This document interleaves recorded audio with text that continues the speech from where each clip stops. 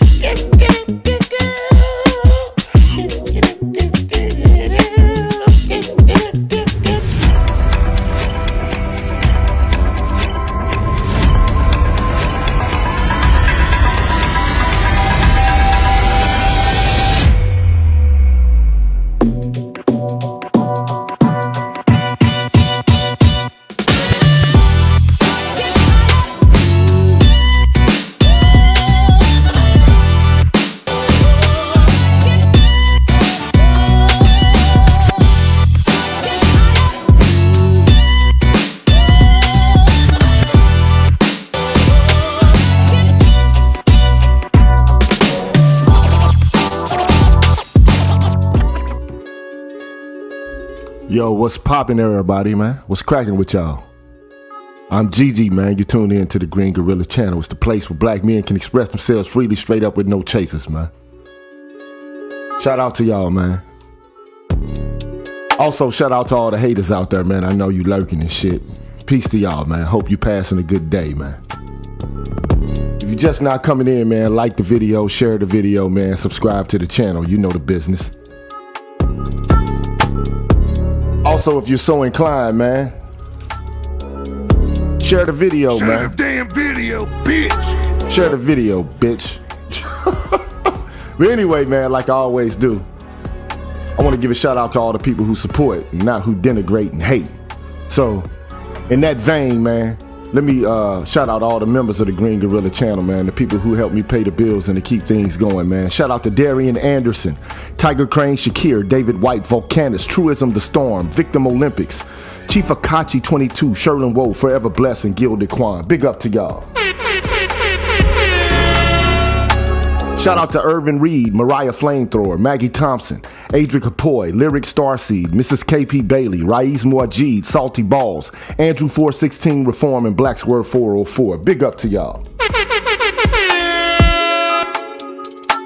Shout out to Black Swerve 404, Jazz Tech, Anthony Allen, Path Guy 74, Kalanja Kala, J. Cleveland Green, Seventh Coast Dojo, Artisan MC, Psychology Sorcery, and Roderick Jackson. Big up, man. Shout out to Israel Malachi, Michael Ross, Daniel, Damian H., Charles Rogers, Devon Loveridge, Dubwheel, Red Falls Black, Intuit, and Benga. Big up, man. Shout out to Gerard Shelton, Hostile Adept, Zanco 1, Cornelius Bellamy, Mike Johnston, Wild Bear 50, Sun Ra 44, Barnolas, and BGS Ipmore, man. He'll be here later, man. Lock Vegas and Passport OG. Big up. Shout out to Rasheed Barnes, Leon 008. Sorry to butcher your name, bro. Mr. Good Dad, Third Coast X, 63rd Samurai, Ishmael Shamad, The Watcher, Kill the Game, Dr. Thunder, Jason Hills, and Charles Finney. Big up. Shout out to Interesting Thought, The Silent Warrior, Naomi Gary, The Toxic Masculinist, Seek Truth, Larry R, Seth Sun, Afro Troop TV, Show Me, and Spain Man. Big up. Big up to I'm Just Jules, Ricky Dawson, True 7360, Mr. Me Too, Call for President, The God Gold Professor, AKs and Curtains, H-Town, Adrian Thomas, Pete Rock, and Aaron Peterson, man. Big up. Shout out to Vince Lindsay, Quiz the Poet, Black Wizard ADOS, Troy Warren, Alan Wiley, The Face, AI Apostle, Marvin Battle Jr., Adam, Ignatz Mouse, Dr. Tree 33, 77 Base X, Brian McMurray, Karen S., Charles Rogers, Greg, and Barry Little. Big up. Shout out to Mr. Valentino, Dr. Rock, Mark Swift, Donald Watts, Coach DC, Mr. Blue Collar, TD Hip Hop Media, Drew Main, Mr. Heat, Sir Anthony, MLR, Universal 178, DHA and WPR1, man. Big up to y'all, man. Thank you so much for supporting the Green Gorilla channel on a monthly basis, man. Big up, man. And on the Patreon side, shout out to Ronald Freeman, Audrey Harris, Ilyas, Sleeping Olmex, Dr. Tiasan Johnson, Chittabim Amari, Frank Black, Robert Wicks, Chris Flowers, Christopher Burton, Daxby the Tetrahedron, J Live, Keith Bass, Nick, Albert C, Dr. Ben Vincent, Waffle Weave, Dornell Smith, Excalibur, Prezor Prisoner, Taz, Dragon 59, Jay Bailey, Momal, and Asangwa. Big up to y'all, man. And I can't forget the brethren, man, who are dead and gone. Shout out to David Carroll, Kevin Samuels, and shout out to Forrest Windu, man. Big up.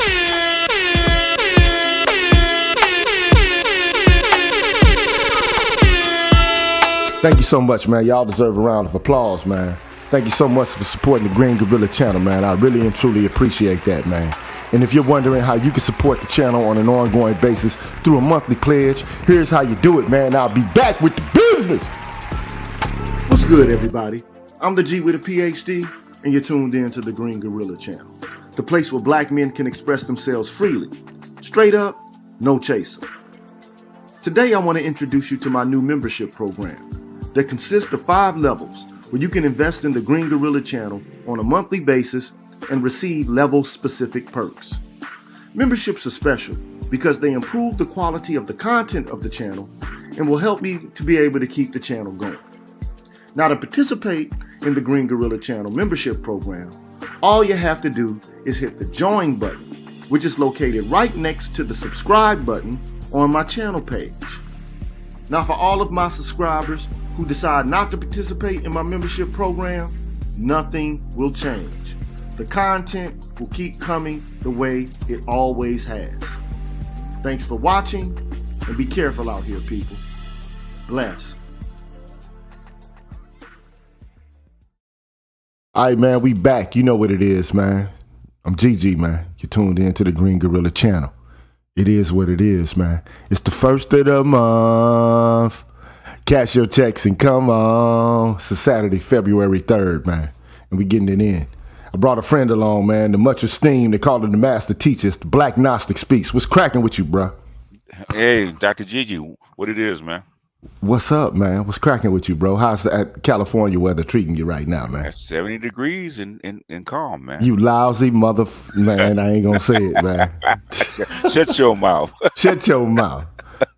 You remember that movie, I'm Gonna Get You Sucker? Oh, I'm Gonna Get You Sucker, yeah. Or and Shaft is the original. Yes. But man, so glad to have you here, man, this Saturday afternoon. But it's Saturday morning in California, I presuppose. Yeah. Just before noon. So yeah, man. Like you 11 o'clock right now. Yep. Well, man, let's just get right into this. I think this, what I have lined up today in order to assess and review is something right up your wheelhouse, man. We talking about black nationalism to a certain extent. Okay. So Ooh. Oh yeah. Yeah, so let's just run the tape, man. Forget all the preliminaries. Let's get right to it, man. Okay? A Negro boy in the South. We say black now. All right, black. I All right. you. All right. Is it not the same thing? What? No, Negro. We are taught that all people are named after country. Chinese are named after China. Cubans are named after Cuba. Irish people are named after Ireland. Indonesians named after Indonesia. Japanese are named after Japan. Australians are named after Australia. But there's no country named Negro. All right, then let me. You understand? I understand. You're not as dumb as you look. Let me rephrase. Do I look that dumb? No, it's okay. Thoughts, reflections on that, man. I'm gonna tell you this. Oh, go ahead. Okay. I was gonna say Negro is a slave class name that was given to us. Okay, it's a classification. Okay, there was no such thing as a Negro until they made them, but it's a slave name, slave class. Correct. I believe that. But, he went into all of this, Muhammad did into this big spiel about, okay, Indonesians have Indonesia, the Japanese got Japan, the Chinese got China, the Irish have Ireland, the English have England, and so on and so forth. But then I'm left with a nagging question. What the fuck, man? What country is named black, bro? There is no country named black, and hold on. I'm not saying that there's anything wrong altogether with the concept of blackness, but I do have my reservations about the usefulness of it, and I'll tell you why in a second. Okay. However, there's no country named black, man. No, sir. But what are your thoughts on that? What he's trying to say is most peoples are called by their nationality or their land mass, right? But since the Negro is a created class, actually, literally created, by white folks on those slave farms. Okay, we don't have a land. We don't have a land mass to be called by. Okay. Just like other white folks, we have no state of origin. We don't know exactly what particular landmass on Africa that we came from. So that's why they, instead of using the classification that white people gave us, because they created this specific class of people, which is Negro. Okay, then back in the '60s, we wanted to change it. We wanted to throw off that old moniker. So yeah, that's where it came from. What's your thoughts? Well, ultimately, what I want to say is first, I have an extensive library. I've been studying, like black nationalism, even before, on a formal level, I started to study Western philosophy. So, I've been reading people like Raoul Neffer, Theophilo Benga, Ben Yakinen, Ivan Van Sertima, like the list goes on. There's so many different authors, Marimba Ani, Jacob Carruthers, the list goes on, okay? So I'm very well versed in the ideals associated with black nationalism, the desire for us to be able to stick together, to form a community, to resist against white supremacy, domination, oppression, violence, imperialism, and so on and so forth. Exploitation, I get it, okay? But like Red Falls Blacks, it's articulating, Negro is just the same word for black in Spanish, although, because you have to understand, this country was conquered by Spaniards, French, English, and Portuguese people principally, primarily. Okay. Right. And so Negro just really means black, but it does have a negative stain associated with it. When you think of Negro, you think of slaves and Uncle Bens and Aunt Jemimas and shit like Right. that. Kind of like, shuffling, subservient, obsequious, toady black folks. You know what I'm saying? Like black folks just willing to do whatever master them say we got to do. Right. Okay, so I do understand the desire to develop a name, an idea, a concept, a self-image for self. I get that. But, my only thing is, and this is, as slaves, black people, like the famous song, Night of the Living Bassheads, it starts off with, I think, Farrakhan or some other radical Nation of Islam figure where he says, when we were brought here, we were robbed of our name, robbed of our language. We lost our religion, our culture, our God. And many of us, by the way we act, we even lost our minds. And then the song comes on, here it is, But the question I'm left asking is, because we were a group of people, like who you said, we're kind of made, drafted, as it were, to fulfill a purpose for white folks, to basically make money, to be beasts of burden, to be machines for white folks. Yes. The question then is, what is the content of blackness in and of itself, above and beyond that history of slavery and oppression and domination and violence and imperialism? That's the question I'm left asking. Go ahead. And look, the only thing I'm trying to articulate is that by perceiving yourself, like, for example, Jews have rituals and traditions, whether they be religious, legal, social, ethical. They have a set of rituals that they can draw upon to circle around and say, this is who we are. The same can be said of people, even though they have been like Africans or Chinese or Japanese, even though they have been colonialized, there are remnants of their culture. You know what I'm saying? Like there's no doubt that when you see Japanese anime, you know that that's a cultural product of Japan. Or like the triads or, it's some gangster culture or whatever, but it's a cultural product of China. The Yakuza, it's a cultural product of the Japanese again. Or like when you see the Maori or Maori, the Australians dancing, that that's a cultural product of the Australian Aborigines. And the question though is, what is the cultural package? Not in a negative way, not in our resistance against whiteness, because whiteness is also a fabrication that I argue was created in the 18th century. Because whiteness didn't exist prior to the 18th century. So you had Irish, French, Germans, and the various German tribes, the Goths, the Visigoths, the Ostrogoths, and so on. You had the Franks, the Gauls, the Basques. I mean, there is specific cultural content associated with those tribes, whether they be African tribes, whether they be European tribes, or the Japanese and the various tribes associated with their culture.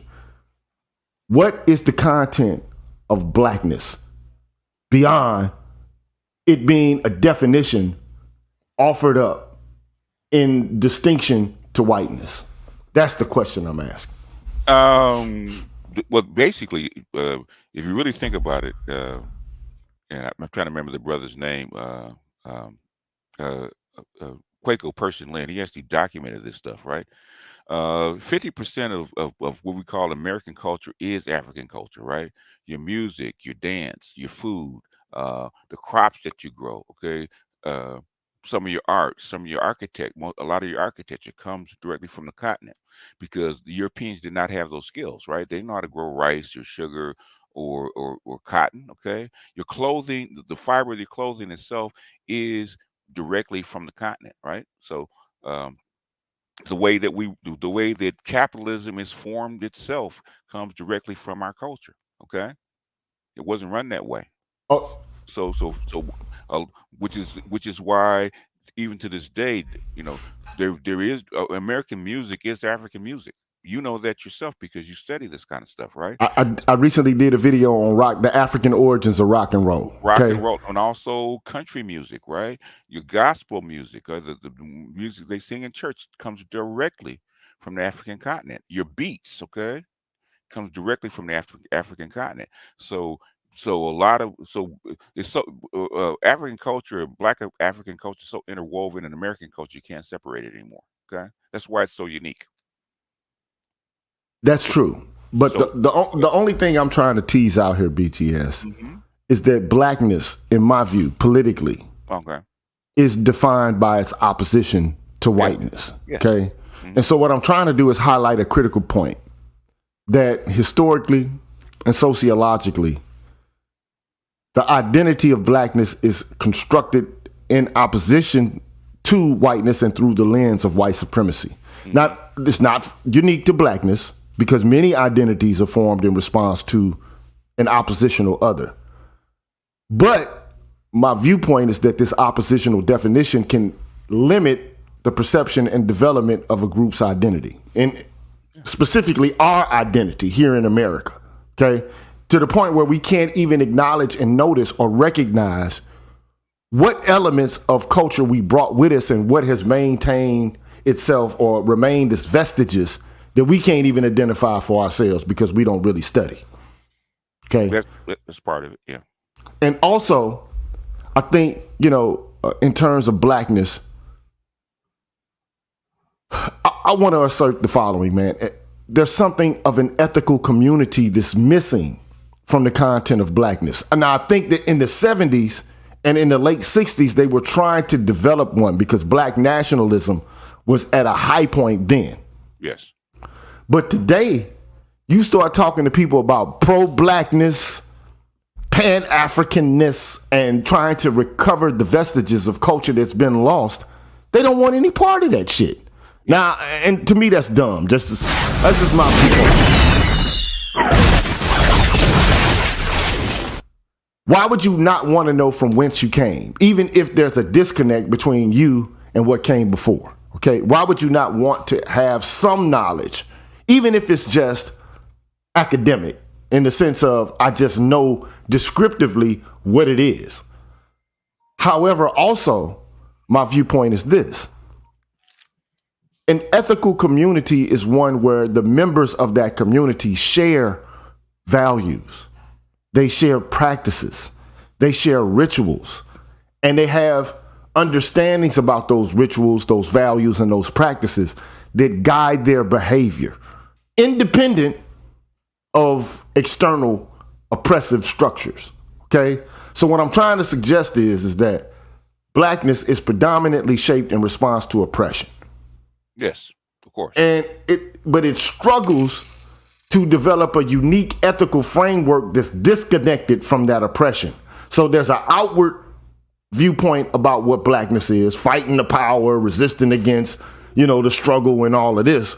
But what's the positive content of it that we can look at and say, this is our shit? This is what we subscribe to as black folks. Because right now, I just see a whole bunch of individuals, man, doing whatever the fuck they want, saying whatever they want. It's like we have bought into fully, wholeheartedly, the liberal ideal of I'm an individual, you can't tell me shit, I am who I want to be. Okay? And the question is whether or not really actually there's any positive content to that. I tend to think that, maybe not so much, but anyway, what's your thoughts, man? You can combat me on this, tell me I'm wrong on this. You're right. You're right. The thing is, that is the aim of the Prussian school system that we're under, right? To turn free-thinking people into atomized individuals, so that are powerless. This is something that Quigley said before he died. That was one of his last speeches, right?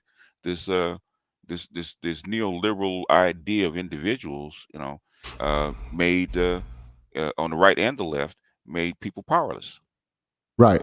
I just want us to be able to circle our wagons around ourselves and develop a unique culture that promotes an ethical community that has more positive content to it than just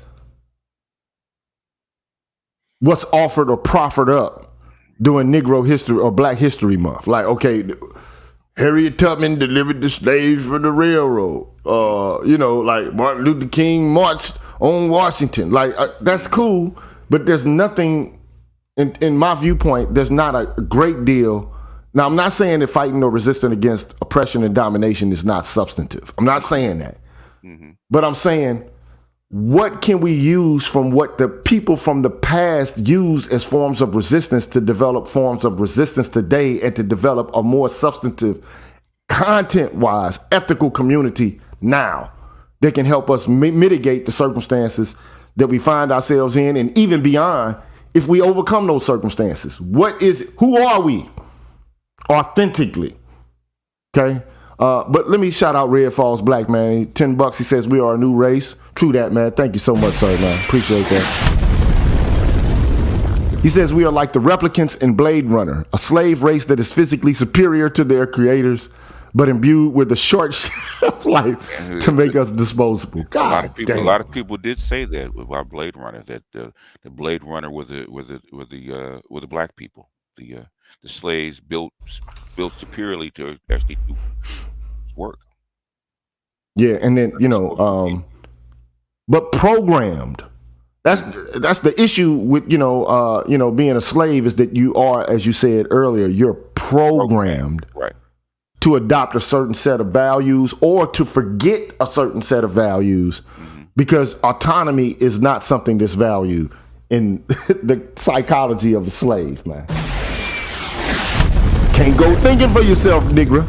It's in other words, they do the same thing they did with the Native Americans. After some point, they start to blend them in.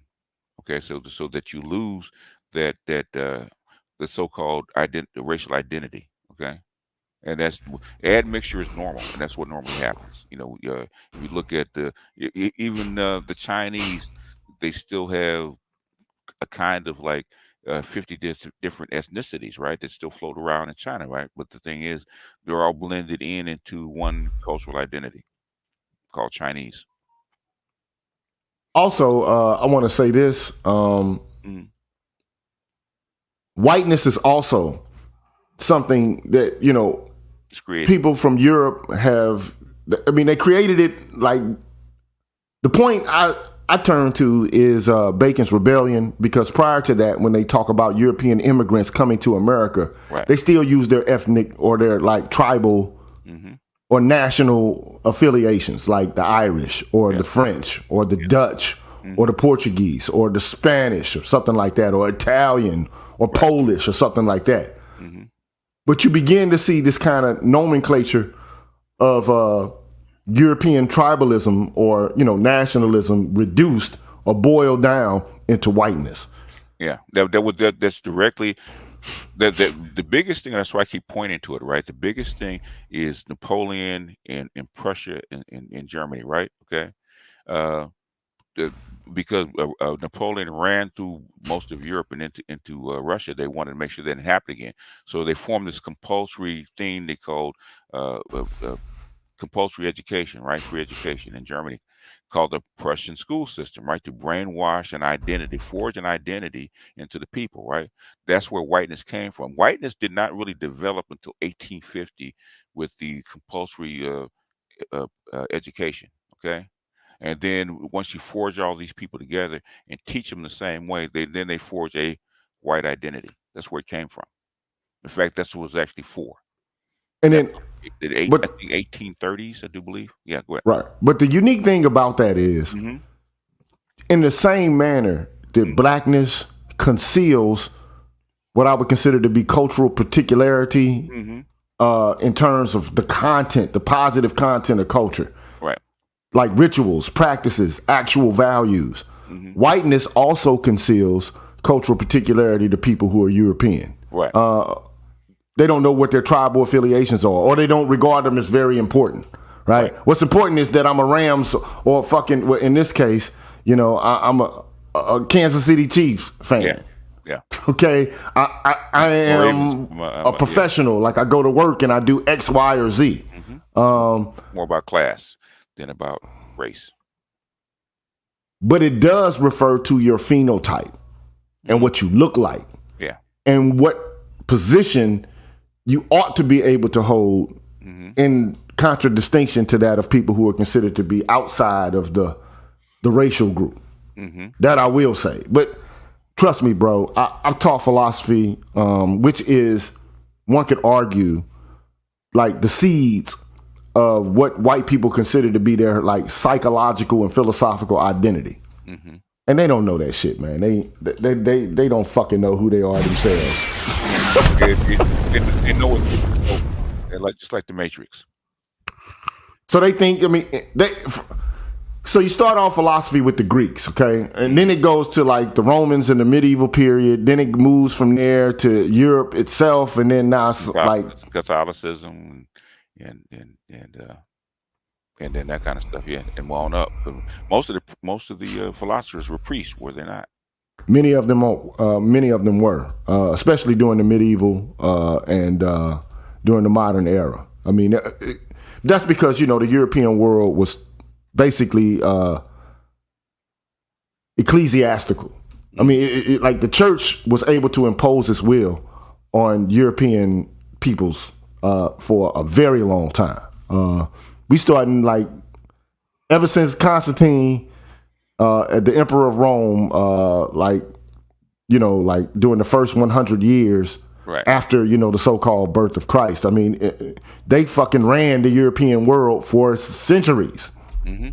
Okay, over a millennia, and so they kind of had the power to shape and circumscribe the actions, the moral and ethical content of the entirety of Europe.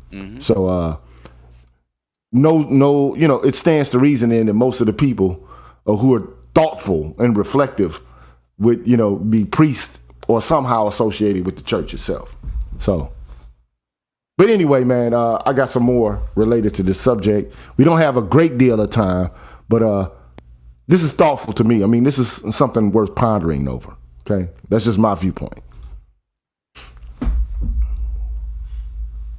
Why don't you black? How come you don't believe white privilege exists? What you see? Well, because I am black in color, but I don't have that dark mentality that most black people have. Clearly.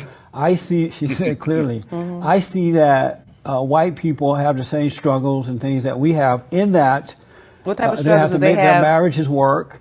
They have to make their children, help their kids grow up in the right way so that they can earn a living and be independent. But they also have the majority of their make fathers at home. Right, We don't and the have- reason for that, it's starting to change somewhat now, but the reason for that is because they are taking responsibility for that, whereas black men and women are not taking responsibility for that, as they did prior to the civil rights movement.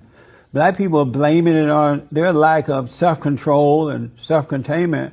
They're blaming it on white people, while white people are working hard to keep it going. Yeah, man. Every time I see and hear that kind of shit, man, the first thing that I start thinking about is, the dancing Daffy. That's my homeboy, man. Been listening to him since '88. So it's the dancing Daffy shit. It's basically this. Yeah.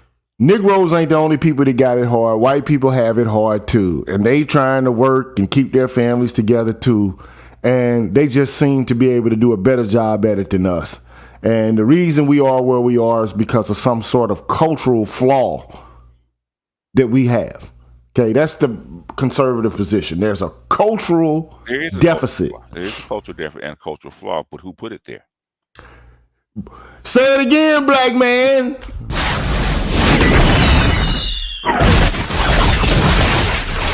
That's what Moynihan was trying to say, and that's why people hated the Moynihan report. This first preamble, which none of the black feminists actually quote, right, is 300 years of horrible treatment by white folks towards this black culture. And you can't read, you can't educate yourself, you can't promote yourself, you can't engage in capitalist enterprises. Yep. You can't be erudite. You can't be industrious. You just got to be where we put you. Okay. If you're sexual, you could be hung. Okay, you couldn't protect your family or your wife from the white hordes. Okay, of course you're gonna have a damaged culture. And the problem I see with the black conservatives like Peterson is that they refuse to acknowledge the corruption that occurred. Okay, they don't see black as anything but a color. Okay, that's all they see. Which brings me to the next clip. Show me where he said one thing wrong. I am not black first. By the way, Martin Luther King dreamed of a day when a man would no longer be judged by the color of his skin, but by the content of his character. And now we want to be judged. We just want to judge things by the color of the skin. As a black person, every time we go along something that's black and whack, we're just doing what the oppressors of our ancestors, we're agreeing with the oppressors of our ancestors. The most important thing about us is the color of our skin. And it's not. I personally like being a brother. You know what I'm saying? I like my brother swag. You know what I'm saying? I like it. But guess what? If I was white, I would enjoy that just as much. Because watch this. I am made exactly the way God desired me to be, and I'm not in competition with anybody. So I can celebrate you, and it don't take anything from me, and I can celebrate me, and it don't take anything from you. That boy spoke facts. Oh Lord, man. I got one word that I make too. Bullshit. It's the dancing Daffy syndrome again.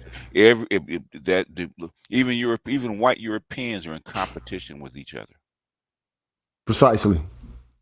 It's always been that way. Different tribes, even people that look like each other, are in competition with each other. So say that I'm not in competition with anybody, bullshit. Okay. But of course, this is quite odd to me because even within the confines of capitalism, you're in a consistent state of competing with other people to demonstrate your fitness to be efficient and productive. Yes. Okay. But beyond that, I think, I hate to see black people, utilize Martin Luther King Jr. Without actually talking about anything other than like the part of a speech where he said, I hope one day people will be assessed and judged by the content of their character and not the color of their skin. They keep going to that one pixel, that one frame in a motion picture that is much more robust and substantive than just talking about, I'm not black first. That's just an accidental property of who I am. Really, I'm somebody deeper. Okay, well then when you start to ask these questions about how deep are you? There's no fucking real answer, man. I'm American just like everybody else. I'm, I like the KC Chiefs too. Or, I'm, a business professional too. I'm a business owner too. I love America. And it's like, well, I'm not saying that you can't love your home, okay? But the question is, what does it take away from you to not know and to not identify with the conditions that you've been through and then to try to find a means by which to overcome it in a positive way? The thing that fucks me up is that, like during the 70s, like during the Black Power movement, right, there was this push for black folks because they knew, especially those guys like Moala Karinga and the Afrocentrists that everybody loves to denigrate and to talk shit on, okay? They were like, we need something positive. Right. So let's create Kwanzaa. Let's create a set of rituals and practices that we can look at that like will kind of remember that which has been dismembered. Okay? But Negroes rejected wholesale. I don't want to have nothing to do with them niggas in Africa. They don't like us. Or even though if that's part of the culture that you express, but it's hidden and concealed from you. But fuck that shit. They don't like us. So why learn anything near or close to anything related to them? Like, I'm American and I'm St. Louisan and I'm Chicagoan. And like, what's the positive content associated with that?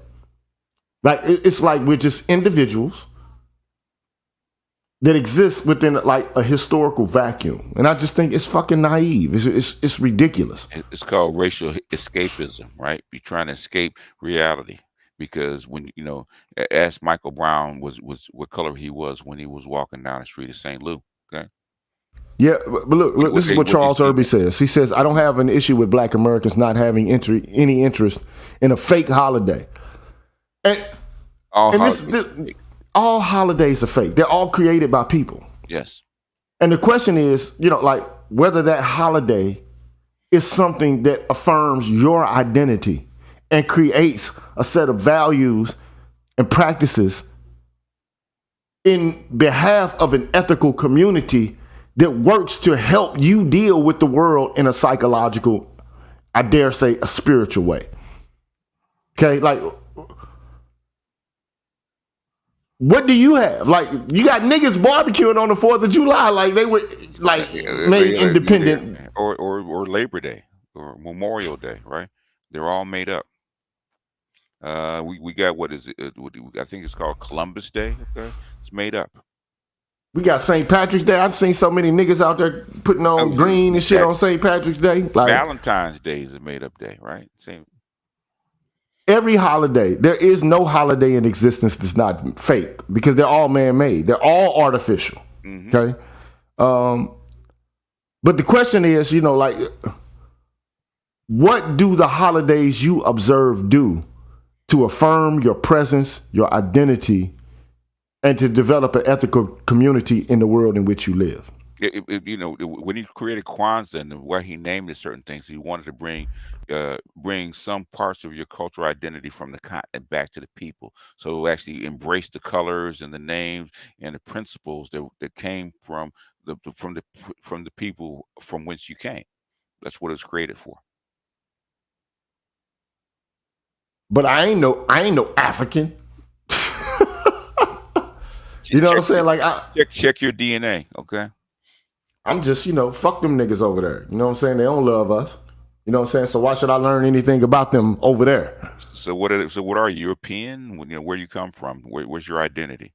I'm black. So if you're black, that means you're a slave class. Okay, you're a creation of former slaves. That's what you are. Is that what you want to identify with? Hey, this is where we are, man. Black people have no consensus on what we are doing, where we are going, and why we are where the fuck we are. There's no consensus on it at all. And this is why, if you want to talk about winning, this is why we can't fucking win. I agree. This is why we can't win. Now, I'm not demanding like ideological purity, but the reason we can't win is because there's nothing that connects us together outside of the context of, well, I came out of this and here I am now. Okay, so now what? Well, fuck everything else. But me getting ahead, through my own agency. So, like, black people are Americanized to a fault. It just is what it is, man. Let's look at the next clip, man. Okay. No, I don't blame the white man. I think he's smart. I think he's intelligent. Yeah, I think he's fucking intelligent. I would rather challenge him by doing what he's doing and competing. Because he came to steal the gold. He came to steal your diamonds. He didn't spend it for himself. He went and built a country with it. You are stealing the physical dollar. And you're smoking crack with it. Accept the mistake. Because once you understand that it's a mistake, if you say 1 + 1 is 4, and you accept that it's a mistake, you're going to get it right the next time. And I think our people are refusing to accept the mistake that we are not investors. We're not buyers. We're not owners. We're borrowers. We're talkers. We're jealous people, but we have the most strength, we have the most talent, we have the most minerals, the most resources, the best to be the best. We just couldn't be the best. For me, I call it failed. Thoughts on that, BGS? He's mainly talking about the continent because they have failed, because they have their own system. And they did let white folks, well, they didn't quite let them, but yeah, they did allow white folks to come in and take their stuff and take their minerals and stuff like that and play them. So they are failed. who have to learn how to do better. I think they're learning. I think that the content of black nationalism, at least in its negative phase, approximate what this guy is saying. Okay, without the first portion of it, like, well, I think he's smart, because they would say he's diabolical, clever, tricky. That is smart. Yeah. Violent. Rapacious. He is. All of that. Exploitative. Yes. The black nationalists wouldn't say, well, he's so smart. He's smart. But they would say the intelligence is used for nefarious purposes. I think they would say that. Okay. Yeah, they would say that. But that's imperialism. But all imperial countries feed off other weaker people, Yeah.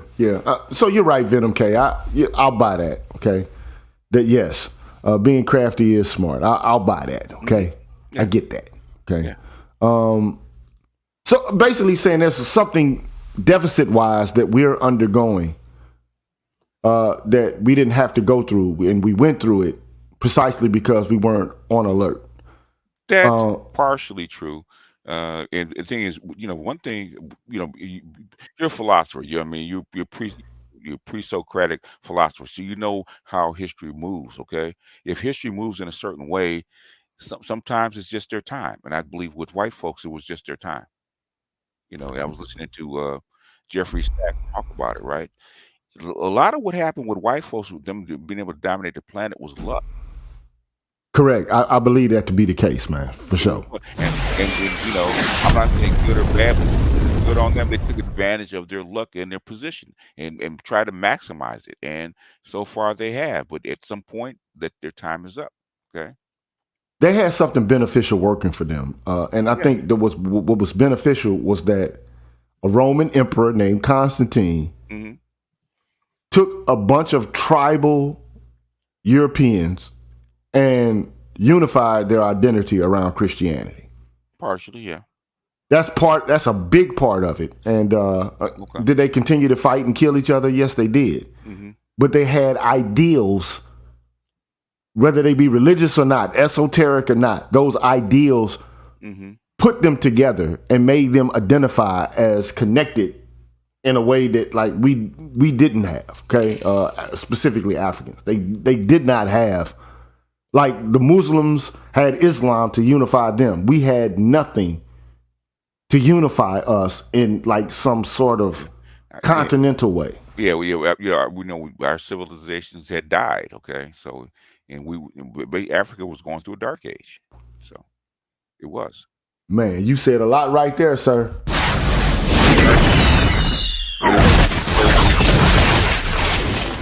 Africa was going through a dark age. It was definitely. Yeah. And basically Europeans got lucky, right? Europe would not have dominated the world with that small population if it wasn't for a couple things, right? One is them finding a mountain of silver, which Chinese wanted in trade for their goods. Okay, they found a mountain of silver. Okay, they made them the richest country on the planet, which is Spain. Spain and Portugal became the richest area on the planet just by finding that mountain of silver, and then exploit the riches of the new world. Okay, that started the ball going. And the second thing that Jeffrey Sachs says was they were first to the steam engine. That's developed the steam engine. Okay, without that, they could not have taken over the whole world, including the continent. They didn't exploit the whole continent until the mid 18th century, really almost the 20th century, when they actually conquered the continent. It was very late. People think it's gone on for 500 years. It's only been like maybe 150, 200 years that the Europeans have been in control. For like Jeffrey Sachs was saying, for 1800 years, GDP or production was dominated by China and India for 1800 years. Correct.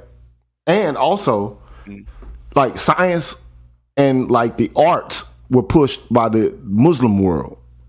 In fact, like one could argue that like philosophy, all the things that a lot of people here hate, it would have been lost to mankind if it wasn't preserved by Muslims. By Muslim and Jews. That's one thing Jews fit in. They were able to translate the books to the Europeans. Europeans didn't become literate until what? Until the Germans in the 15th century. Johann Gutenberg, man. Yes. And the printing press. That like masses Yeah. were delivered or recited in Latin and not English. It wasn't until the Protestant Reformation and the printing press and a whole bunch of other developments that like white people even gained access to their own religious doctrine. Which is the whole period actually spurred on by that silver that the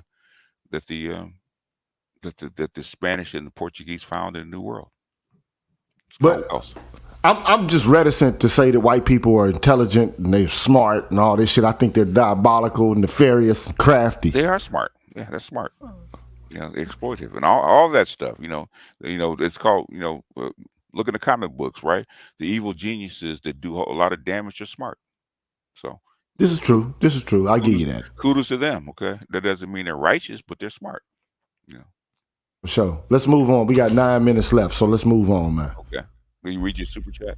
Oh, shout out to David White. He says from the official sponsor of the G with the PhD, man. Appreciate that, brother. Appreciate that, man.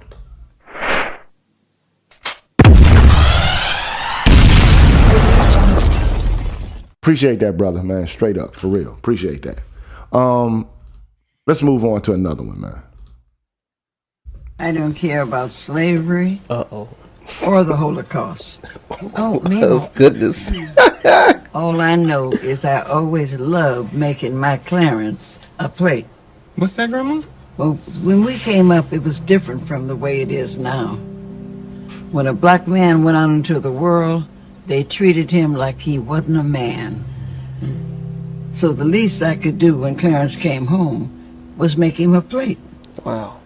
Make him feel like he was somebody. Let him know that somebody loved him, even though the world didn't. That's deep.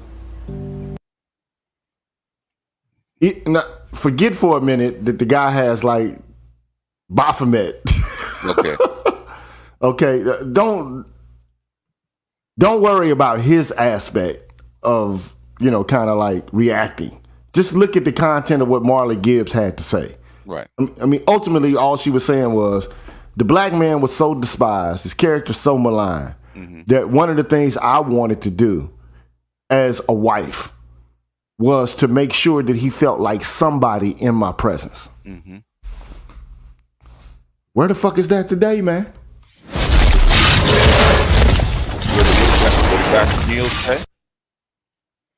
They broke the contract. Destroyed the contract.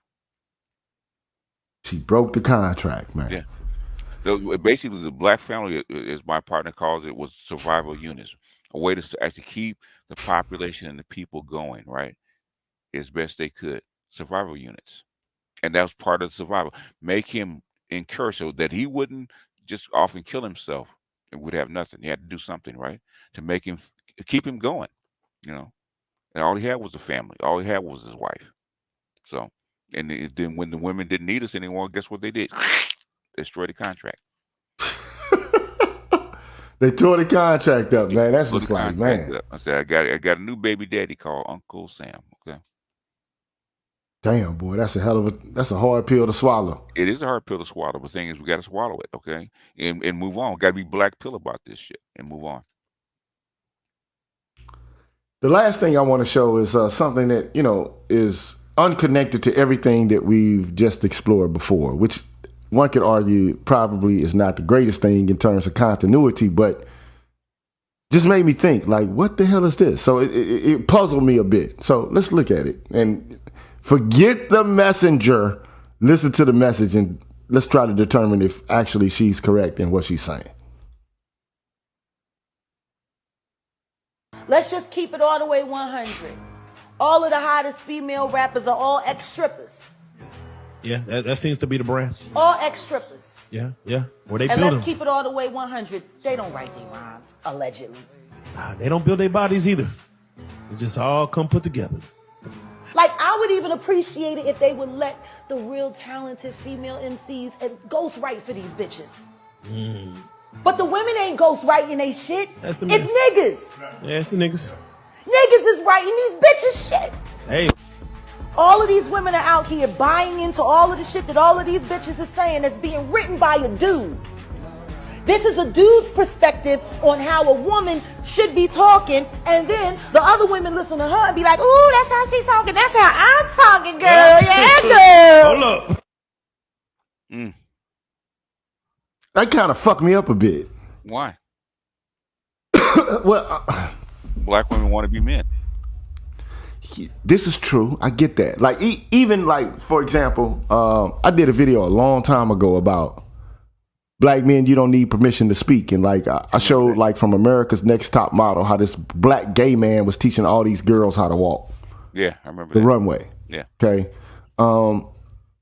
Could it potentially be or possibly be the case that like black men have created the very culture that they decry contemporarily? I don't. We didn't create it. We reacted to it. Let's put it that way. Okay. And even got down to stripper culture, rap. That was actually promoted by the chosen people. Yeah, I get what you're saying. And stuff like that. Who actually bought this stuff and sold this stuff and promoted this stuff worldwide? It wasn't us. It was always this stuff was always meant to be underground. Who actually pushed it out into the masses because it sold. Yeah, I blame Atlanta for this shit. You know, like I do, man. I hate to say that shit. How about Uncle Luke in Florida, man? Yeah. You gotta put it on. About So Mix-a-Lot in Seattle, okay? Yeah. I didn't think about that. Uncle Luke started this stuff, man, first, and then it spread to Atlanta. Well, with Atlanta, it was two things, man. It was actually Newt Gingrich bringing in money, into Atlanta through the defense contractors, and then it was called the athletes coming in with the stripper culture, okay, and strip club. So all this money coming to Atlanta promoted strip culture, okay, and then they married that with the strip culture in Florida because that's where it started with Uncle Luke. And it did start there. It started there, man. It did. Yeah. I cannot deny that. Okay. Yeah. In fact, didn't Congress call him the heel man, Uncle Luke? Man, they were like, "Hey, man, you can't say what you're saying, man. This is fucking destroying the community." Okay. Community. Yep. And in a sense, man, let's just be frank, it kind of was, man. But again. You need to do a video about that, Doc. I am a person who believes that people should be able to say, within the confines of the law, they should be able to express themselves how they see fit. And I do think that it was a wrong move to try to tell these guys you can't say anything. Okay, we're gonna shut you down and censor you. Okay, but I can acknowledge that. And at the same time, acknowledge that, you know, some of the things that they were talking about was pretty gutter. Okay, it didn't lead to the vibrancy and the resiliency of the culture. It's low culture. It's lowbrow. At what point should expression be curbed? That's always been a question. At what point should expression be curbed for the sake of the broader society? And that's the fundamental issue. I'm a deliberative democratic theorist. Some people don't like it, but I do believe that, like, after a protracted period of time, that the best reasons will be the reasons that people will accept as true and the best. And if you say to a certain group of people, you can't say this or you can't say that, then even things that are advantageous, like, for example, Copernicus or Galileo, they won't be able to say shit. Mm-hmm. And we already know what happens when, you know, like, people start, like, killing so-called the intelligentsia or whatever the case may be, because it doesn't fit into the worldview. Or it's gone too far. So I would rather it go a little bit too far than to stop all advancement on the, you know, for the sake of doing what I can, you know, what's considered to be good. Okay. But this is a perennial philosophical question. What is supposed to be the preeminent value? The right or the good? And so, like, it's something worth it. Yeah, it's something worth exploring. We don't have time today, but I would love to hear it. And I'll do it. I'll do it. And what I want to begin to do is video essays in the vein of people like FD Signifier. You know, like that model actually works. Okay. Not the content, but like the appearance. You know, the presentation is what I'm talking about. So, but anyway, let me shout out these people, man, who hit me up, man. Shout out to a Split Gym 56, man. Appreciate that donation, man. Straight up. And when I see one that's 50 or above, I got to give out the, fanfare.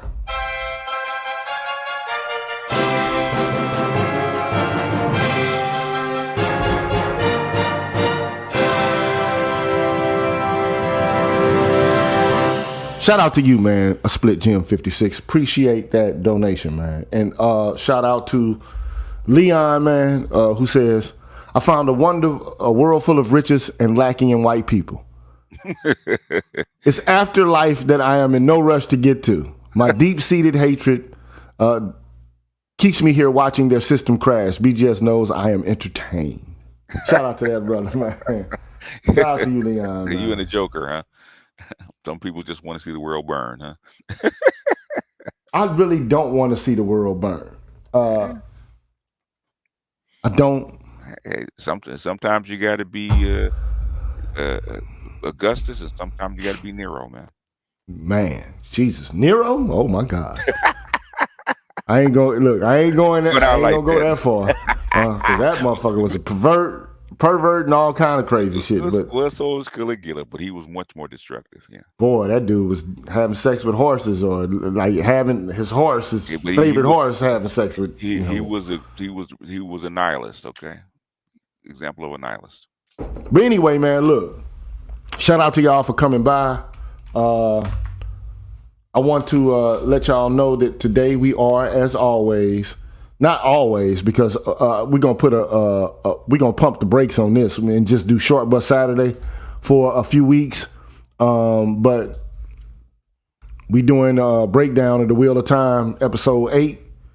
And after today, shout out to Hurricane Greg, man. Shout out to you, sir. Appreciate that donation. After today, I'm taking those videos from StreamYard. I'm taking them down and putting them on Patreon. If you want to see them, they'll be behind a paywall. Sorry. But man, come on, man. You can watch it for free right now with us. But I'm gonna put it behind a paywall after giving you a taste. Okay, giving you a taste. And we don't just have to do assessments and reviews of fantasy. I mean, we can do whatever it is you want to do. Okay. But you just have to alert us to what it is you want reviewed, and we'll do it. Okay. And you'll always have the capacity and the ability to see it for at least a week or two before it's taken down and put on Patreon. But I do believe that I need to build up my Patreon, and the way to do it is to put it behind a paywall, and the content, I believe, is of a certain caliber and quality that I think you will enjoy as much as be informed by, although some people may beg to differ. I say, well, you don't know what the hell you're talking about, but that's all good. At the end of the day, man, peace, love, and hair grease to y'all, man. We about to get to the second leg of what we're doing today, which is looking at the final episode of The Wheel of Time. So, peace to y'all, man. All right, the Patreon link is the links are in the chat, so join us over there. We're headed in about 5 minutes, Doc? Yeah, we'll be there in 5 minutes. And the Cash App do work, man. Yeah, you know what I'm saying? I know I'm persona non grata. The motherfuckers trying to tell y'all that like I support swirlers and fucking divestors and shit like that. That's just ridiculous, man. Come on, man. Look, there are certain principles that I abide by, but like I don't abide by shit that's destructive and genocidal. I don't. But I also think that you have to weigh principles against each other, and you have to find out which principle should be of paramount importance versus the other. And again, my whole thing is if you're mad about it, then do something about it. But having said all that, man, I'll holler at y'all on the next one, man. Peace. And that's been one. I'll holler at y'all in a minute, man.